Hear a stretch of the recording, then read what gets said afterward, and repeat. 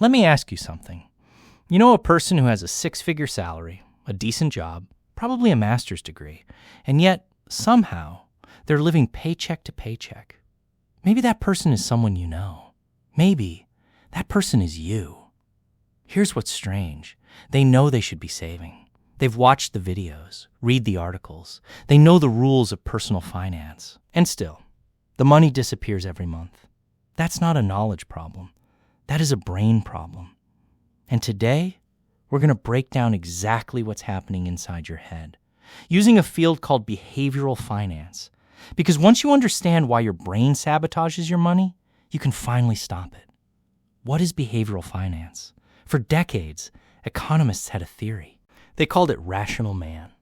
The idea was simple. Humans, when it comes to money, are logical. We weigh our options, calculate risks and rewards, and make the best decision for our future. There was just one problem. We are not rational.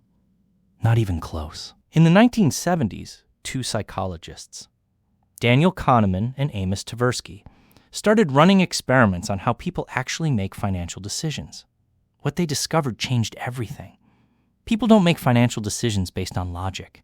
They make them based on emotion, fear, social pressure, and mental shortcuts.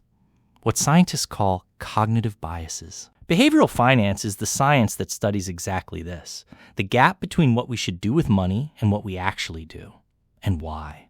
And here's the most important part of this whole video. These biases don't target dumb people. They target everyone, equally. A Harvard MBA and a high school dropout have the same psychological wiring, the same traps, the same blind spots. So let's go through the biggest ones. Loss aversion, the one wealth destroyer. Here's a quick question. Which would bother you more? Option A, you find $100 on the street. Option B, you lose $100 from your wallet. Logically, they're the same $100. But psychologically, the pain of losing that $100 is roughly twice as powerful as the joy of finding it. This is called loss aversion, and it was one of Kahneman and Tversky's most famous discoveries. And in real life, this destroys wealth in two specific ways. First, it makes you hold losing investments too long. Imagine you buy a stock at $50. It drops to $30. Every rational signal says sell it and put that money somewhere better. But your brain refuses. Because selling means making the loss real. So you hold, and it drops to $10.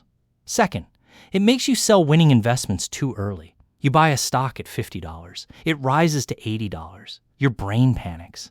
What if I lose these gains? So you sell. Then it climbs to $200. Loss aversion keeps you buying high and selling low. The exact opposite of what builds wealth. The antidote is simple but hard. Make your financial decisions in advance, when you're calm. Not in the moment when your emotions are running the show. Lifestyle creep. The silent wealth killer. Now here's the sneakiest trap of all. You get a raise. You feel great. You deserve it. So you upgrade your apartment, just a little. Your car, just a little. Your restaurants, your vacations, your wardrobe, all just a little. And somehow, at the end of every month, you have exactly as much left over as before you got the raise. This is lifestyle creep. And it's the reason so many high earners have almost nothing saved. Here's what makes it so dangerous. Each individual upgrade feels completely justified. A nicer apartment when you're earning more? Makes sense. A better car? You work hard. Better vacations? You deserve it. But the cumulative effect is devastating. Your expenses simply grow to fill your income, no matter how much that income grows. Research by financial economists shows that the average American savings rate barely changes as their income increases from $50,000 to $150,000. The money just gets spent on a bigger life. The simple fix. Every time you get a raise, immediately automate half of it into savings or investments before it hits your checking account. What you never see, you never spend. Mental accounting.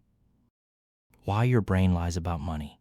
Here's something almost everyone does without realizing it.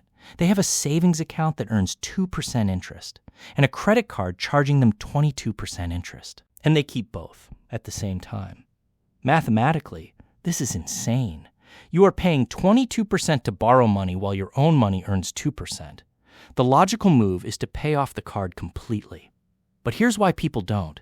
In their mind, the savings account is their safety net, and the credit card is a monthly expense.